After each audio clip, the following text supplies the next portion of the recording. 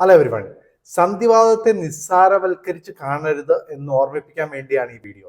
26 വയസ്സുള്ള ഒരു പെൺകുട്ടി ഇപ്പൊ നമ്മൾ ഒപ്പിൽ വരികയുണ്ടായി. അപ്പോൾ രണ്ട് കാലും ഒരു 30 ഡിഗ്രിയോളം സ്റ്റിഫായി മടങ്ങിയിരിക്കുകയാണ്. അപ്പോൾ ഇത് വർഷങ്ങളായിട്ടുണ്ട് എന്നുള്ളതാണ് അതിന്റെ തമാശ.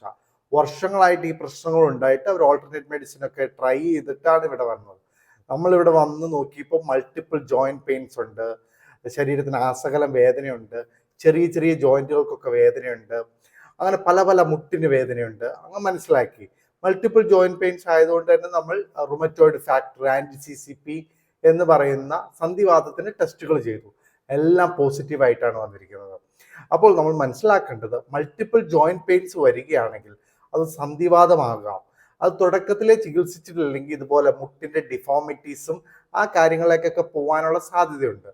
സന്ധിവാതം നിസ്സാരവൽക്കരിക്കരുത്.